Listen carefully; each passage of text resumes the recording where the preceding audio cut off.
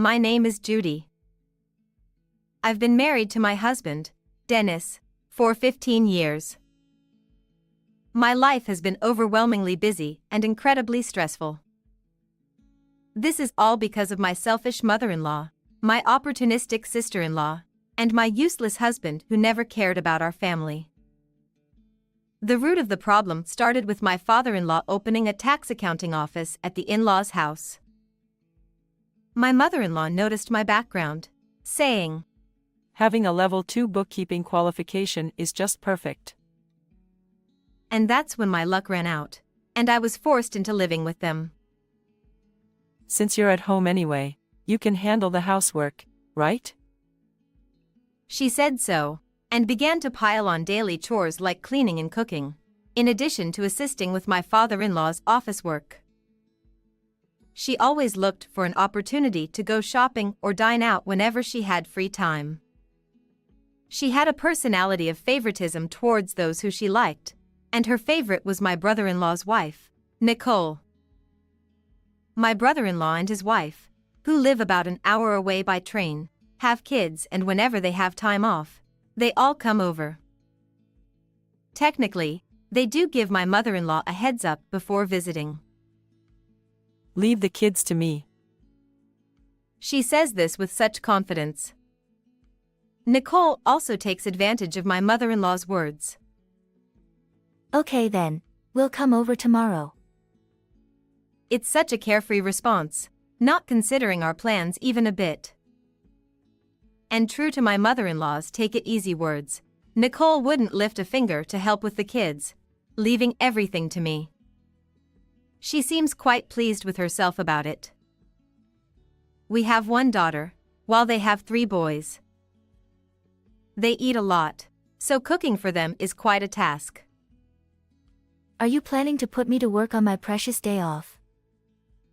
When I asked Nicole for help with meal preparations, she would get upset. I have other work besides housework, and I don't have enough time.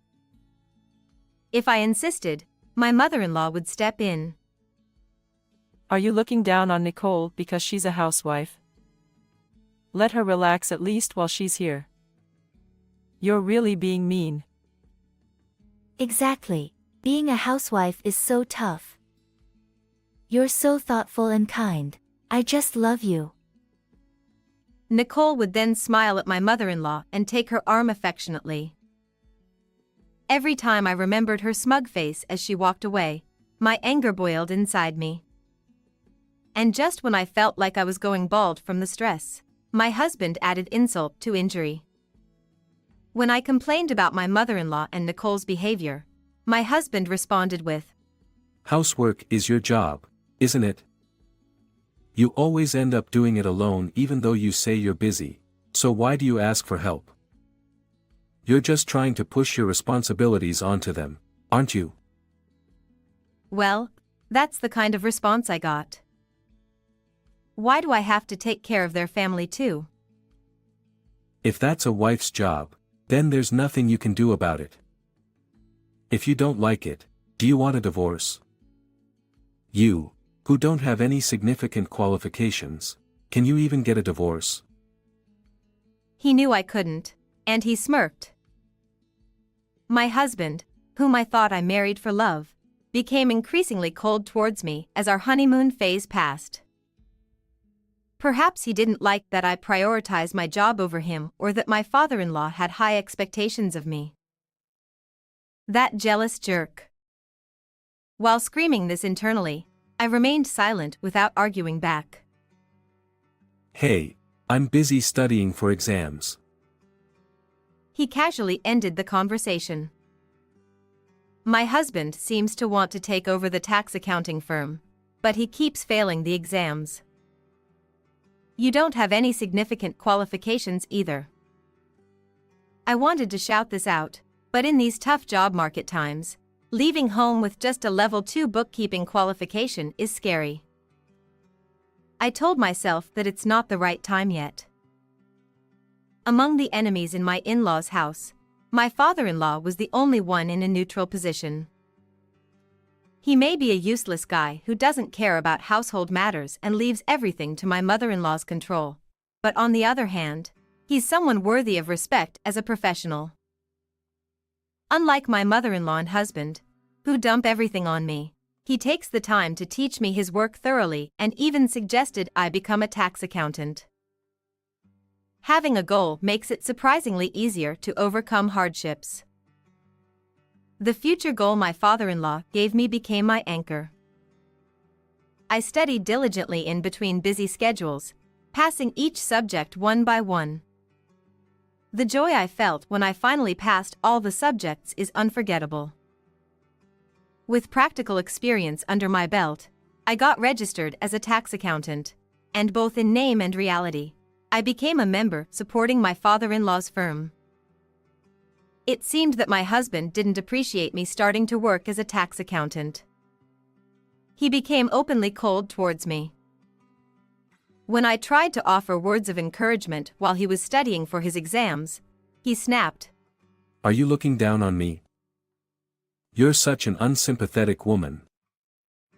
He'd also bring up my brother-in-law and saying, He's lucky, isn't he? Nicole is beautiful. Why did I end up marrying someone like you? We only have one daughter. Even my mother doesn't like you. You're the worst wife. He would belittle me like this. My mother-in-law continued to dote on Nicole, favoring her children over mine. Nicole took advantage of this, acting selfishly and even once leaving her kids with us to go on a trip with my brother-in-law.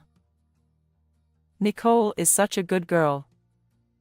She even thinks of us and brings back souvenirs when we can't go on trips. And compared to her, you always have a sour face and act all high and mighty just because you became a tax accountant. Honestly, you're such a terrible daughter-in-law.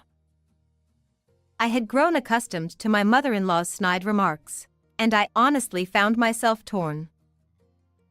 I had prepared divorce papers, fully intending to divorce once I became a tax accountant, but when it came down to it, I didn't know when the right time would be.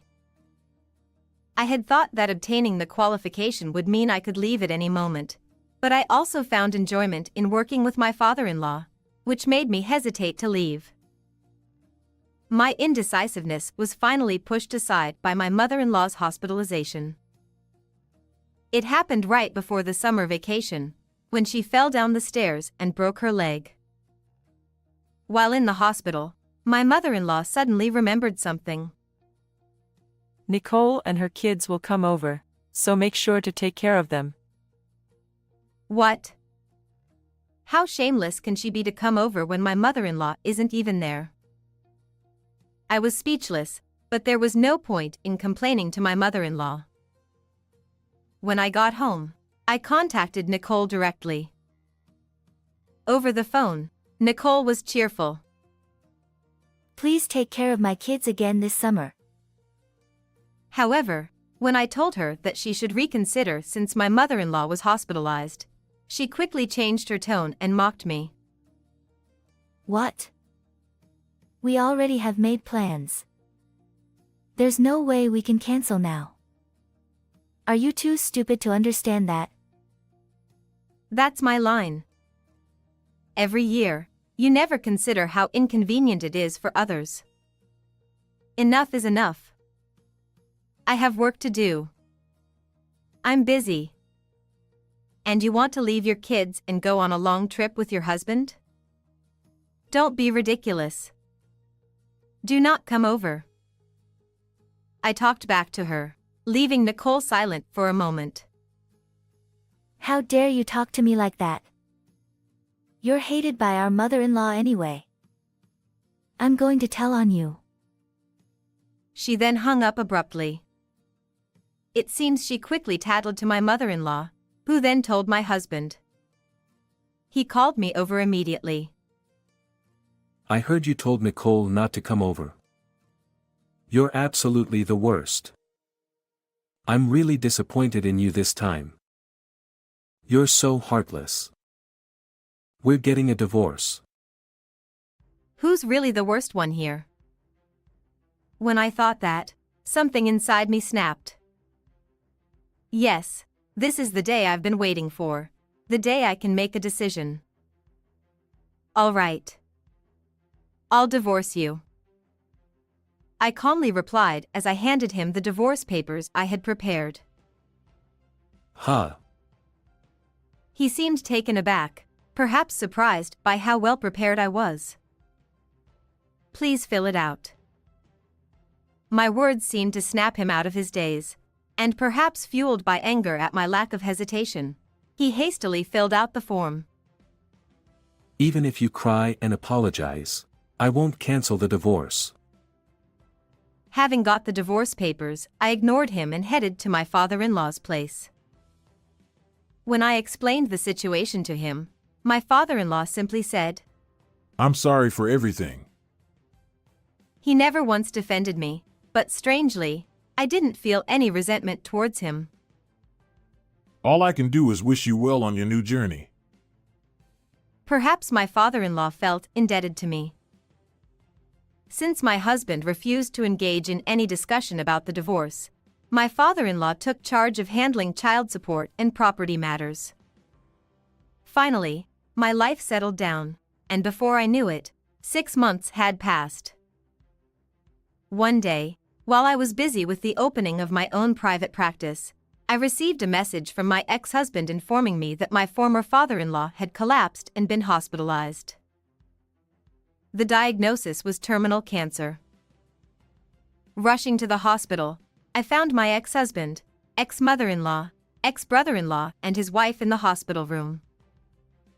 As soon as my ex-mother-in-law saw me, she greeted me with a smile. Oh, Judy, you look well. That's good to see. My husband is in such a state, and there's also the matter of the office. Instead of quarreling forever, why don't you come back? I'm not a monster either. If you apologize, I'll forgive you. So come back. My ex-husband chimed in with a sickeningly sweet tone. No, thank you. I'm just here to visit today. I firmly declined. But it seems they couldn't bear that. You're so cold even when both of them are asking. We should stop relying on someone like this just because the office is in trouble. Nicole shouted. Nicole. My ex-mother-in-law and ex-husband turned pale. Well, I already sensed what they were up to. Stop it. It's disgraceful. Why don't you realize it's too late to appreciate her now? My former father-in-law, who had silently witnessed the ugly behavior of his wife and son, spoke quietly. But, without you, Dad, what will happen to the office? How are we supposed to live? My ex-husband began to whine. You're over 40 and pathetic. Figure it out yourself. Judy is already a stranger. What do you mean she's a stranger? The divorce is invalid anyway. Judy would be in trouble without the office. Who else would hire a woman like you? The man still can't see reality as it is. My ex-father-in-law seemed to feel the same, letting out a big sigh. Judy has become independent. Many clients want to rely on her. She's a respectable, fully qualified tax accountant. Unlike you, who still haven't passed half of your exams. His words left my ex-husband speechless. Whether my ex-father-in-law knew about his own health condition or was just celebrating my new beginning, he told the clients I used to handle about the situation and helped me secure work. Thanks to his support, I was able to start preparing for my own private practice smoothly. Oh dear, Dennis really is hopeless.